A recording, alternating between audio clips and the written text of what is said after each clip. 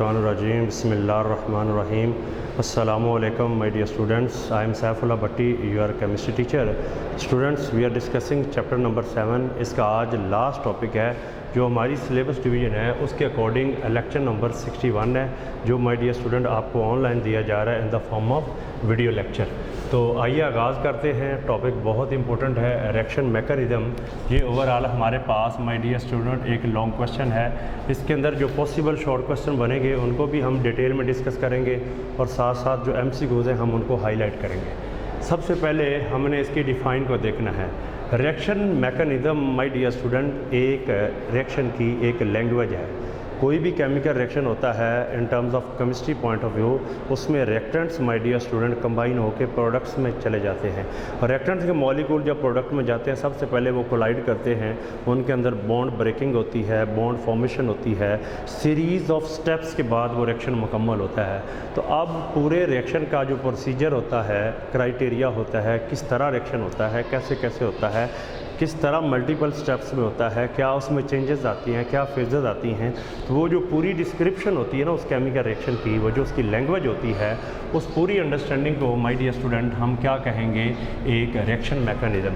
Reaction mechanism की आप proper define भी देख लेते हैं। Is a detailed step by step description of how a chemical reaction occur at a molecular level. यानी कि मॉलिक्यूल जब आपस में कोलाइड करते हैं, मिलते हैं, बॉन्ड ब्रेकिंग होती है, बॉन्ड फॉर्मेशन होती है, उसकी जो डिटेल्ड स्टेप बाय स्टेप जो डिटेल होती है, डिस्क्रिप्शन होती है, वजाहत होती है माय डियर स्टूडेंट, उसे हमने रिएक्शन मैकेनिज़्म कहते हैं। अब रिएक्शन मैकेनिज़्म के अंदर जो इंडिविजुअल पार्टिकल्स होते हैं वो उस मैकेनिज़्म के अंदर आते हैं और वो नंबर ऑफ़ स्टेप्स के बाद वो रिएक्शन मुकम्मल होता है। तो वो जो छोटे स्टेप होते हैं, जो इंडिविजुअल स्टेप्स होते हैं या मल्टीपल स्टेप में कोई एक स्टेप होता है माय डियर स्टूडेंट, उसे हम एलिमेंट्री स्टेप कहते हैं। ये भी हमारे पास एक शॉर्ट क्वेश्चन आ जाता है कि जब हर स्टेप जो उस केमिकल रिएक्शन में हम यूज़ करेंगे, फ़र्ज़ किया कि हमारे पास ये A है, हम इसे D में कन्वर्ट करना चाहते हैं माय डियर स्टूडेंट। अब ये एक डायरेक्ट जो है मेथड को हमने देख लिया, लेकिन ये A से D में जाने से पहले हो सकता है B में कन्वर्ट हो, फिर C में। तो ये जो बीच में ईच स्टेप आया है इसे हमने एलिमेंट्री स्टेप कहना है। और एलिमेंट्री स्टेप के अंदर कितने मॉलिक्यूल हिस्सा लेते हैं, that is called molecularity. The number of molecules involved in one elementary step is called molecularity. ये हमारे पास एक और my dear student short question आ जाता है। तो अब एलिमेंट्री स्टेप जो है ये इसके अंदर ही ये डिटेल आ जाती है कि कितने मॉलिक्यूल हिस्सा लेते हैं, उसे हम उसकी मोलेकुलरिटी भी कहते हैं। तो ये मोलेकुलरिटी की डिफ़ाइन के अंदर एक MCQ भी है कि हमारे पास मोलेकुलरिटी क्या है, या total number of molecule present in a elementary step is called, rate determining step is called molecularity, is called order of reaction. कोई भी ऑप्शन पूछा जा सकता है तो उसे हमने बेटा जी मोलेकुलरिटी कहलाते हैं। अब एलिमेंट्री स्टेप जो है उसके अंदर डिफरेंट मॉलिक्यूल हिस्सा ले सकते हैं। एक मॉलिक्यूल भी हिस्सा ले सकता है, 2 भी ले सकते हैं, 3 भी ले सकते हैं, इससे ज़्यादा भी ले सकते हैं। अगर एलिमेंट्री स्टेप के अंदर बेटा जी हमारे पास एक मॉलिक्यूल हिस्सा लेता है, यानी कि सिंगल मॉलिक्यूल पार्टिसिपेट करेगा, अगर एलिमेंट्री स्टेप के अंदर सिंगल मॉलिक्यूल पार्टिसिपेट करता है हम उसे यूनिमोलेकुलर एलिमेंट्री स्टेप कहेंगे। यूनिमोलेकुलर एलिमेंट्री स्टेप वो वाला हमारे पास स्टेप होएगा जिसके अंदर सिर्फ और सिर्फ एक मॉलिक्यूल हिस्सा लेगा। कुछ ऐसे रिएक्शंस होते हैं जो सीरीज़ ऑफ स्टेप्स में होते हैं, मल्टीपल स्टेप्स में होते हैं, उनमें अगर कोई ऐसा स्टेप आ गया है जिसमें सिर्फ और सिर्फ एक मॉलिक्यूल आ रहा है, जैसे N2O5 is a single molecule और ये डिकम्पोज होकर कन्वर्ट हो रहा है नाइट्रोजन डाइऑक्साइड में और नाइट्रोजन ट्राइऑक्साइड में, तो यहाँ पे एक मॉलिक्यूल हिस्सा ले रहा है, तो इसकी मॉलिकुलरिटी 1 है। अगर मॉलिकुलरिटी 1 है उसे हम यूनिमोलेकुलर स्टेप कहेंगे या यूनिमोलिकुलर एलिमेंट्री स्टेप कहेंगे। इसके साथ हमारे पास आ जाता है बाईमोलिकुलर एलिमेंट्री स्टेप, जिसके अंदर टोटल नंबर ऑफ मॉलिक्यूल क्या होंगे my dear student, 2 molecule participate करेंगे, 2 मॉलिक्यूल इन्वॉल्व होंगे। तो वो वाला एलिमेंट्री स्टेप जिसके अंदर 2 मॉलिक्यूल हिस्सा ले रहे होंगे हम उसे कहेंगे बाईमोलेकुलर। जैसे कार्बन मोनोऑक्साइड NO3 के साथ रिएक्ट करती है तो NO2 और CO2 बनता है, मीन के CO की ऑक्सीडेशन हो जाती है NO3 से, ये CO2 कार्बन डाइऑक्साइड में कन्वर्ट हो जाता है और NO3 रिड्यूस हो जाता है, 3 ऑक्सीजन के बजाय 2 रह जाते हैं। अब देखिए एक मॉलिक्यूल ये है और एक मॉलिक्यूल ये है, टोटल 2 है, इसलिए हमने इसको बाईमोलेकुलर एलिमेंट्री स्टेप कहना है। इसकी एक और एग्जांपल है नाइट्रिक ऑक्साइड, जब ओजोन के साथ मिलता है तो इसकी ऑक्सीडेशन होकर ये NO2 में और ये ऑक्सीजन में कन्वर्ट होता है। तो यहाँ भी प्यारे बेटा एक ये मॉलिक्यूल है, एक ये मॉलिक्यूल है, टोटल 2 मॉलिक्यूल पार्टिसिपेट कर रहे हैं, इसलिए इस एलिमेंट्री स्टेप को हम बाईमोलेकुलर कहेंगे। अगर 3 आ जाते हैं तो उसे टर्मोलेकुलर एलिमेंट्री स्टेप कहते हैं, उसमें साइमल्टेनियसली तौर पे 3 मॉलिक्यूल हिस्सा ले रहे होते हैं, यानी कि उस रिएक्शन के अंदर जो बीच में एक स्टेप आया है किसी भी रिएक्शन का, अगर 3 मॉलिक्यूल हिस्सा ले रहे हैं तो हमारे पास वो आ जाएगा टर्मोलेकुलर। इसमें ऑक्सीजन की ऑक्सीडेशन होगी तो O3 में और O2 में कन्वर्ट हो जाएगा। 2 मोल जो हैं हमने ये ले लेने हैं और एक ये, टोटल 3 है, इस बेस पे हम इसे टर्मोलेकुलर एलिमेंट्री स्टेप कहेंगे। तो ये हमारे पास बेटा एक MCQs भी बन गया है और इसकी डिफ़ाइन विद एग्जांपल एक शॉर्ट क्वेश्चन भी है, तो आपने इसकी डिफ़ाइन भी लिखनी है, साथ इसकी एग्जांपल भी मेंशन करनी है। उसके बाद इस टॉपिक के अंदर छोटे छोटे स्टेप्स हैं शॉर्ट क्वेश्चन के लिहाज से। एक हमारे पास आ जाता है रिएक्शन इंटरमीडिएट्स। इंटरमीडिएट मीन दरमियान वाला। कोई केमिकल रिएक्शन होता है माय डियर स्टूडेंट, फ़र्ज़ किया हम A से D में जाना चाहते हैं, हमारा टारगेट D है, A हमारा रिएक्टेंट है, D हमारा प्रोडक्ट है, लेकिन ये A से B बनेगा, B से फिर C बनेगा, फिर D बनेगा। अब ये जो B और C बने हैं ये तो थोड़ी देर के लिए बने हैं, ये तो आर्जी बने हैं ना, ये रिएक्शन इंटरमीडिएट कहलाएंगे। जो एक स्टेप में अपीयर हुए हैं नेक्स्ट स्टेप में डिसअपीयर हो जाएंगे, एक में फॉर्मेशन हो जाएगी दूसरे में वो यूज़ हो जाएंगे, कंज्यूम हो जाएंगे। यानी कि एक स्टेप के बाद जो दूसरा सब्सिक्वेंट स्टेप आएगा, जो बाद वाला स्टेप आएगा, उसमें वो जो चीज़ इस्तेमाल हो जाए, यूज़ हो जाए, उसे हमने my dear student reaction intermediate कहना है। जो केमिकल रिएक्शन के एक स्टेप में बन रहा हो और दूसरे स्टेप में कंज्यूम हो रहा हो, यूज़ हो रहा हो, that is called reaction intermediate. This is another very important or interesting short question. वो आयन भी हो सकता है, वो फ्री रेडिकल भी हो सकता है। और रिएक्शन के अंदर जो रिएक्शन इंटरमीडिएट्स होते हैं वो ज़्यादातर अनस्टेबल स्पीशीज़ होती हैं जो कि वहाँ रुक नहीं सकती, वो नेक्स्ट स्टेप के अंदर किसी और फॉर्म में कन्वर्ट हो जाती हैं, that is called free radical या आयन। और वो चीज़ होती है जो एक स्टेप में इसकी फॉर्मेशन हो रही है, वो अपीयर हो रहा है, नेक्स्ट स्टेप में my dear student that is going to convert into another species is called reaction intermediate. ये हमारे पास एक शॉर्ट क्वेश्चन आ गया, डिफाइन आ गई, जिसकी एग्जांपल इन डिटेल हम यहाँ डिस्कस करने वाले हैं। Next is called rate determining step and simply speaking this is called RDS, rate determining step. बहुत इंटरेस्टिंग पोर्शन है इस टॉपिक के अंदर। रिएक्शन इंटरमीडिएट्स के करने के बाद हमारे पास जो रेट डिटर्मिनिंग स्टेप है, यानी कि वो वाला स्टेप किसी केमिकल रिएक्शन के अंदर, वो वाला मरहला, वो वाला स्टेप जो किसी केमिकल रिएक्शन का रेट डिफाइन करेगा, जो उसका ऑर्डर ऑफ रिएक्शन बताएगा, जिससे उसकी रिएक्शन की स्पीड को एनालाइज किया जाएगा, फाइंड आउट किया जाएगा, मालूम किया जाएगा, डिटरमिन किया जाएगा, उस स्टेप को हम रेट डिटर्मिनिंग स्टेप कहते हैं।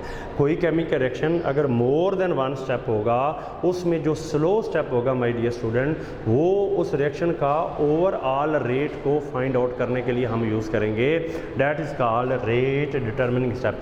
वो वाला स्टेप जो रेट फाइंड आउट करेगा। अब व्हाट इज़ द रेट, इस चैप्टर जो हमारे पास रिएक्शन काइनेटिक्स है, ये आज उसका लास्ट लेक्चर है। इसके अंदर हमने ओवरऑल बात ही रेट ऑफ रिएक्शन की है, यानी कि रिएक्शन की स्पीड के बारे में बात की है, रिएक्शन की रफ्तार के बारे में बात की है, कितने टाइम में कितनी किसी केमिकल रिएक्शन के अंदर जो चेंज आ रही है उसकी बात की है। तो अब उसी को ही हमने फाइंड आउट करना है, और रेट जब भी फाइंड करना है उसके लिए एक मैथमेटिकली एक्सप्रेशन है जिसे कहते हैं रेट लॉ एक्सप्रेशन, जिसको हम इस तरह के लिखते हैं, rate is equal to constant, और आगे स्क्वायर ब्रैकेट्स के अंदर उसकी मोलर कंसंट्रेशन की फॉर्म में हम उन रिएक्टेंट स्पीशीज़ के या अमाउंट को लिया जाता है, मोलर कंसंट्रेशन को लिया जाता है। इस तरह माय डियर स्टूडेंट हम उसका रेट चेक करते हैं। अब इस चीज़ को समझने के लिए हम यहाँ पे पहले इसकी एक टेबल से डिटेल को लेते हैं, बाद में रेट डिटरमिनिंग स्टेप को एग्जांपल के थ्रू यहाँ पे माय डियर स्टूडेंट अंडरस्टैंड करते हैं। ये हमारे पास एक्सपेरिमेंटल डाटा है, हमारे पास 3 एक्सपेरिमेंट किए गए हैं। एक केमिकल रिएक्शन क्या है जी, नाइट्रोजन ऑक्साइड नाइट्रिक ऑक्साइड का रिएक्शन करवा रहे हैं हाइड्रोजन के साथ, और हमारे पास बन रहा है वाटर और नाइट्रोजन गैस। ये एक हमारे पास कंप्लीट रिएक्शन की डिस्क्रिप्शन है। जब ये रिएक्शन करवाया गया है तो किस तरह हमने लिया है, NO की कंसंट्रेशन इन मोल पर क्यूबिक डेसीमीटर, मोल पर cubic decimetre is the unit of concentration, वो हमने लिया है 0.006 मोल पर क्यूबिक डेसीमीटर। नेक्स्ट एक्सपेरिमेंट में भी उतनी है, थर्ड में भी है। It mean is that NO की कंसंट्रेशन, नाइट्रिक ऑक्साइड की कंसंट्रेशन हमने कांस्टेंट रखी है, लेकिन चेंज क्या किया है, एक रिएक्टेंट को कांस्टेंट रखा है और सेकंड को माय डियर स्टूडेंट 0.01 से 2 पे ले गया, 3 पे ले गया, मतलब एक एक करके इंक्रीज करते गए। जैसे जैसे इंक्रीज करते गए, इधर रेट ये है, इधर ये, इसका मतलब इसकी कंसंट्रेशन बड़ी है, डबल किया तो ये भी डबल हो गया, ये ट्रिपल किया तो ये भी ट्रिपल हो गया। It is very interesting.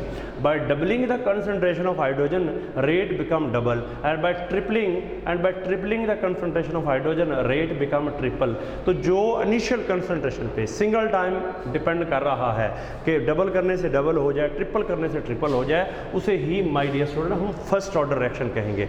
It's order is first. ये लास्ट लेक्चर में हमने ऑर्डर ऑफ रिएक्शन को डिटेल में बोला था।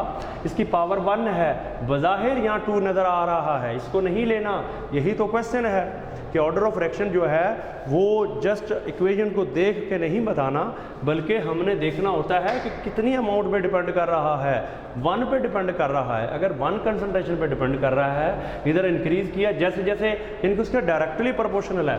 अगर ये डबल हो रही कंसंट्रेशन तो रेट डबल हो रहा है, अगर ट्रिपल हो रही है तो ये ट्रिपल हो रहा है, तो उसे हमने फर्स्ट ऑर्डर कहना है। और इसी की फर्दर एक्सप्लेनेशन यहाँ पे हम रेट डिटरमिनिंग स्टेप के साथ भी देखने वाले हैं। उसके बाद नेक्स्ट 3 एक्सपेरिमेंट्स का जो डाटा लिया गया है, उसमें हाइड्रोजन की concentration remain constant, that is 0.009, फिर 9, बट NO की कंसंट्रेशन को सिंगल है या डबल है या ट्रिपल है, यानी कि ये बढ़ा दी, इसे कांस्टेंट कर दिया।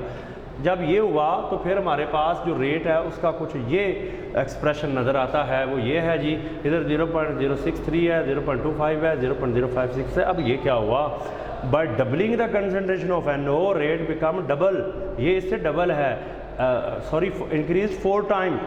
इसको डबल किया तो ये इससे 4 टाइम, 4 गुना बढ़ गया। इसको ट्रिपल किया तो ये इससे 9 टाइम बढ़ गया। It means that by doubling the concentration of NO rate become 4 time, and by tripling the concentration of NO rate become increased 9 time, but in case of hydrogen by tripling rate become double and triple. But here is the difference case, in case of NO rate become increased 4 time and 9 time. Why? It mean is that इसका square है, जब 2 का square लेंगे 4 आएगा, इसका हम power 3 लेंगे 9 आएगा। तो ये बात तो हमारे सामने आ गई है कि इधर अगर डबल इसका डबल कर दें तो वो 4 बन जाएगा, इसका 3 कर दें उस लिहाज से हमारे पास 9 आ जाएगा। तो क्या बात हुई, इसका मतलब है कि ये फिर उसके स्केयर पे डिपेंड कर रहा है, डबल पे डिपेंड कर रहा है, 2 पे डिपेंड कर रहा है। That is why it is called double order reaction. इसकी हमारे पास ये डिटेल है, ये फर्स्ट ऑर्डर है, ये फिर सेकंड ऑर्डर है, और इस दोनों को यानी कि रेट तो इन दोनों की कंसंट्रेशन पे डिपेंड कर रहा है। इसकी इनिशियल 1 टाइम कर रहा है, इसकी फिर 2 पे कर रहा है। ये इसको 2 दे के नहीं लगाना, यहाँ 1 ही है हकीकत में रेट के लिहाज से, और ये 2 है, इसको कंबाइन किया माय डियर स्टूडेंट तो ये एक्सप्रेशन आता है। कांस्टेंट में लेके रेट इज इक्वल टू के constant into the concentration of hydrogen and NO, और इसकी पावर माय डियर स्टूडेंट हम 1 लेंगे, इसकी 2 लेंगे, तो इसका जो ओवरऑल ऑर्डर हमारे पास माय डियर स्टूडेंट आ जाता है, दैट इज 1 + 2 = 3। तो we can say that it is called the third order reaction. ये तो हमारे पास इसके ऑर्डर ऑफ रिएक्शन की एक्सप्लेनेशन होगी by taking the help of this table. अब जो RDS कर रहे थे उसकी स्टेटमेंट को तो हमने समझ लिया, अब हमने उनको एग्जाम्पल के थ्रू अंडरस्टैंड करना है। यानी कि ये जो रिएक्शन हुआ है, अभी अभी मैंने बोला था कि यहाँ 2 तो है, ज़ाहिर इक्वेशन में 2 है, बट रेट में 1 नहीं लिखेंगे। ये जो एक्सप्रेशन है इसे रेट लॉ एक्सप्रेशन कहते हैं या रेट लॉ इक्वेशन कहते हैं। अब इस चीज़ को अंडरस्टैंड करते हैं, साथ ही हमारे पास रेट डिटरमिनिंग स्टेप की माय डियर स्टूडेंट एक्सप्लेनेशन आ जाएगी। तो ये जो रिएक्शन है ये 2 स्टेप में प्रोसीड करता है। This is step 1, this is called step number 2।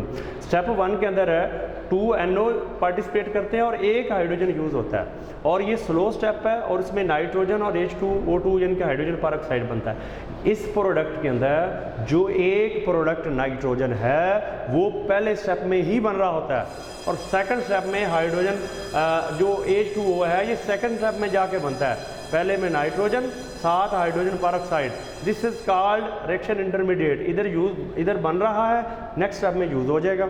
Hydrogen एक इधर यूज़ होगी, एक इधर यूज़ होगी, तो हमारे पास बन जाएगा वाटर। अब इसमें क्या चीज़ समझने वाली है, बात ये है कि ये रिएक्शन हुआ है 2 स्टेप में। ये रिएक्टेंट है, ये प्रोडक्ट है। ये रिएक्शन 2 स्टेप में हो रहा है, एक स्लो है, एक फास्ट है। स्लो स्टेप को माय डियर स्टूडेंट हम रेट डिटर्मिनिंग स्टेप कहते हैं। ये एक सिग्निफिकेंट स्टेप है जो उस पूरे रिएक्शन के रेट को के लिए हम यूज़ करते हैं। जो रेट के अंदर यूज़ करने के बाद उसका ऑर्डर ऑफ रिएक्शन बताएगा, उसे ही हमने रेट डिटर्मिनिंग स्टेप कहते हैं। यानी कि if a chemical reaction occurs more than 1 step, तो one of them step is called slow step, which is used to determine the overall rate of reaction is called rate determining step। और वो जो rate determining step होगा वो slow होगा, उसमें कितने molecule हिस्सा ले रहे होते हैं, that is called it's order of reaction. देखिए यहाँ पे 2 है, यहाँ पे 1 है, इसलिए ओवरऑल अगर हम रेट एक्सप्रेशन ला के लिहाज से देखें, जो हमने यहाँ देखा हुआ है रेट 1 और 2, तो ये इसलिए 3 बनता है क्योंकि स्लो में 3 यूज़ हो रहे हैं। उसके बाद स्लो के बाद जितने स्टेप्स लगते हैं वो ओवरऑल उसके रेट के ऊपर इफेक्ट नहीं करते, वो उसके ऑर्डर ऑफ रिएक्शन के ऊपर इफेक्ट नहीं करते, वो जस्ट जो है उस रिएक्शन के अंदर एलिमेंट्री स्टेप से ही हो सकते हैं। तो इसके अंदर देखो 1 और 1 2 हैं, और इसलिए हमने इनको कहीं ऑर्डर या रेट में नहीं लिखना। हमेशा रेट उस स्टेप से ही फाइंड आउट किया जाता है जो किसी रिएक्शन मैकेनिज्म के अंदर स्लो स्टेप होता है, जिसको मेजर करना आसान हो जाता है। तो ये हमारे पास ओवरऑल डिटेल थी रिएक्शन मैकेनिज्म की, जिसमें हमने my dear student elementary step को देखा, मोलेकुलरिटी को देखा, unimolecular, bimolecular, molecular elements reaction intermediate क्या है, रेट डिटर्मिनिंग स्टेप क्या है, और इस तरह टेबल के साथ सारी हमने एक्सप्लेनेशन की। अब RDS जिसे हम कहते हैं रेट डिटर्मिनिंग स्टेप, उसकी सेकंड एग्जांपल है। उसमें 2 मॉलिक्यूल NO2 फ्लोरीन से मिलके ये प्रोडक्ट बना रहे हैं, और जब रेट देखा जाता है तो ये हमारे पास इस तरह इसकी पावर 1 है, ये भी 1, इसका मतलब ये हमारे पास सेकंड ऑर्डर आने वाला है। यहाँ तो 2 और 1 है, बट ये भी 2 स्टेप में होता है। पहला स्टेप स्लो होता है, दूसरा फास्ट होता है। स्लो में 1 और 1 2 इस्तेमाल होते हैं, ये वाली प्रोडक्ट बन रही है। इसमें ये जो इंटरमीडिएट्स बनते हैं ये नेक्स्ट स्टेप में यूज़ होते हैं। तो स्लो स्टेप में 1 और 1 2 है, इसलिए हमने माय डियर स्टूडेंट इसको सेकंड ऑर्डर करना है। ये माय डियर स्टूडेंट आज का लेक्चर था, जिसमें इन इक्वेशन को देख के क्या बनता है उसका ऑर्डर ऑफ रिएक्शन, ये हमारे पास कुछ MCQs बन सकते हैं। ये वाले शॉर्ट क्वेश्चन भी आप इसके साथ डिस्कस कर लिए हैं, MCQs भी, और ओवरऑल ये एक लॉन्ग क्वेश्चन है। Thank you my dear student.